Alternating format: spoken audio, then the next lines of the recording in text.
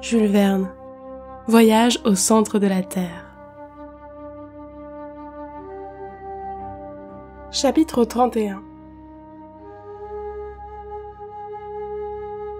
Le lendemain, je me réveillais complètement guéri. Je pensais qu'un bain me serait très salutaire et j'allais me plonger pendant quelques minutes dans les eaux de cette Méditerranée. Ce nom, à coup sûr, elle le méritait entre tous. Je revins déjeuner avec un bel appétit. Hans s'entendait à cuisiner notre petit menu. Il avait de l'eau et du feu à sa disposition, de sorte qu'il put varier un peu notre ordinaire. Au dessert, il nous servit quelques tasses de café, et jamais ce délicieux breuvage ne me parut plus agréable à déguster. « Maintenant, dit mon oncle, voici l'heure de la marée, et il ne faut pas manquer l'occasion d'étudier ce phénomène. » « Comment ? La marée ? » m'écriai-je. « Sans doute. L'influence de la lune et du soleil se fait sentir jusqu'ici ? Et pourquoi pas ? Les corps ne sont-ils pas soumis dans leur ensemble à l'attraction universelle ? Cette masse d'eau ne peut donc échapper à cette loi générale. Aussi, malgré la pression atmosphérique qui s'exerce à sa surface, tu vas la voir se soulever, comme l'Atlantique lui-même. En ce moment, nous foulions le sable du rivage et les vagues gagnaient peu à peu sur la grève. Oh, voilà bien le flot qui commence, m'écriai-je. Oui, Axel. Et d'après ces relais d'écume, tu peux voir que la mer s'élève d'une dizaine de pieds environ. C'est merveilleux! Non, c'est naturel. Oh, vous avez beau dire, tout cela me paraît extraordinaire. Et c'est à peine si j'en crois mes yeux. Qui eût jamais imaginé, dans cette écorce terrestre, un océan véritable, avec ses flux et ses reflux, avec ses brises, avec ses tempêtes? Pourquoi pas? Y a-t-il une raison physique qui s'y oppose? Je n'en vois pas, du moment qu'il faut abandonner le système de la chaleur centrale. Donc, jusqu'ici, la théorie de Davy se trouve justifiée. Évidemment. Et dès lors, rien ne contredit l'existence de mers ou de contrées à l'intérieur du globe. Sans doute, mais inhabitées. Bon, pourquoi ces eaux ne donneraient-elles pas asile à quelques poissons d'une espèce inconnue? En tout cas, nous n'en avons pas aperçu un seul jusqu'ici. Eh bien, nous pouvons fabriquer des lignes et voir si l'hameçon aura autant de succès ici-bas que dans les océans sublunaires. Nous essaierons, Axel, car il faut pénétrer tous les secrets de ces régions nouvelles. Mais où sommes-nous, mon oncle? Car je ne vous ai point encore posé cette question, à laquelle vos instruments ont dû répondre. Horizontalement, à 350 lieues de l'Islande. Tout autant? Je suis sûr de ne pas me tromper de 500 toises. Et la boussole indique toujours le sud-est? Oui, avec une déclinaison occidentale de 19 degrés et 42 minutes. Comme sur Terre, absolument. Pour son inclinaison, il se passe un fait curieux que j'ai observé avec le plus grand soin. Et lequel? C'est que l'aiguille, au lieu de s'incliner vers le pôle, comme elle le fait dans l'hémisphère boréal, se relève au contraire. Il faut donc en conclure que le point d'attraction magnétique se trouve compris entre la surface du globe et l'endroit où nous sommes parvenus.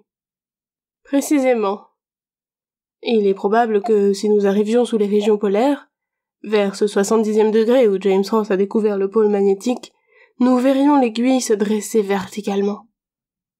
Donc ce mystérieux centre d'attraction ne se trouve pas situé à une grande profondeur. En effet. Et voilà un fait que la science n'a pas soupçonné. La science, mon garçon, est faite d'erreurs. Mais d'erreurs qu'il est bon de commettre, car elle mène, peu à peu, à la vérité. Et à quelle profondeur sommes-nous? À une profondeur de 35 lieues. Ainsi, dis-je en considérant la carte, la partie montagneuse de l'Écosse est au-dessus de nous. Et là, les monts Grampians s'élèvent à une prodigieuse hauteur, leur cime couverte de neige. Ah oui, répondit le professeur en riant. C'est un peu lourd à porter, mais la voûte est solide. Le grand architecte de l'univers l'a construite en bons matériaux, et jamais l'homme n'eût pu lui donner une pareille portée. Que sont les arches des ponts et les arceaux des cathédrales auprès de cette nef d'un rayon de 3 lieues, sous laquelle un océan et des tempêtes peuvent se développer à leur aise. Oh, je ne crains pas que le ciel me tombe sur la tête. Maintenant, mon oncle, quels sont vos projets? Ne comptez-vous pas retourner à la surface du globe? Retourner, par exemple. Continuer notre voyage, au contraire, puisque tout a si bien marché jusqu'ici. Cependant, je ne vois pas comment nous pénétrerons sous cette plaine liquide. Aussi, je ne prétends point m'y précipiter la tête la première. Mais si les océans ne sont, à proprement parler, que des lacs, puisqu'ils sont entourés de terre, à plus forte raison, cette mer intérieure se trouve-t-elle circonscrite par le massif granitique. Cela n'est pas douteux. Eh bien, sur les rivages opposés, je suis certain de trouver de nouvelles issues. Quelle longueur supposez-vous donc à cet océan? 30 ou 40 lieues. Fis-je, tout en imaginant que cette estime pouvait bien être inexacte. Aussi n'avons-nous pas de temps à perdre, et dès demain nous prendrons la mer. Involontairement, je cherchai des yeux le navire qui devait nous transporter. Ah, dis-je, nous nous embarquerons. Bien. Et sur quel bâtiment prendrons-nous passage? Ce ne sera pas sur un bâtiment, mon garçon, mais sur un bon et solide radeau. Un radeau? M'écriai-je. Un radeau est aussi impossible à construire qu'un navire, et je ne vois pas trop... Tu ne vois pas, Axel, mais si tu écoutais, tu pourrais entendre. Entendre? Oui. Certains coups de marteau qui t'apprendraient que Hans est déjà à l'œuvre. Il construit un radeau? Oui. Comment? Il a déjà fait tomber des arbres sous sa hache? Oh, les arbres étaient tout abattus. Viens, et tu le verras à l'ouvrage.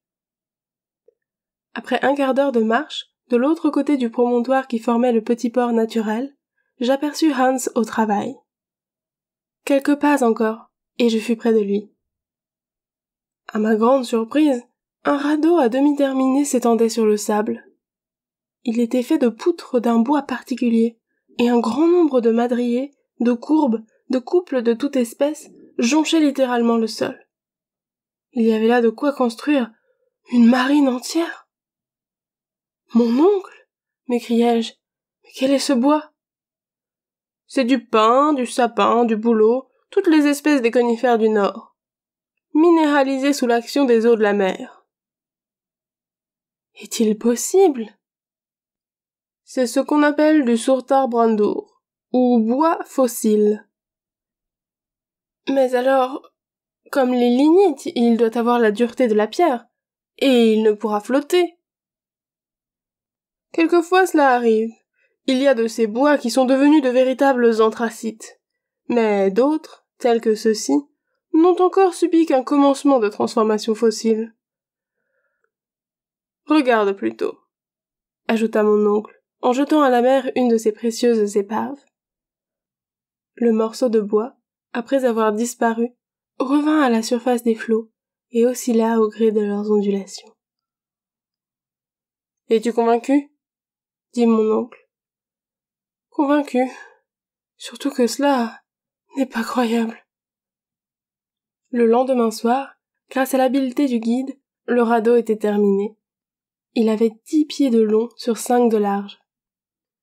Les poutres de Surtarbrandur, reliées entre elles par de fortes cordes, offraient une surface solide, et, une fois lancée, cette embarcation improvisée flotta tranquillement sur les eaux de la mer Lidenbrock.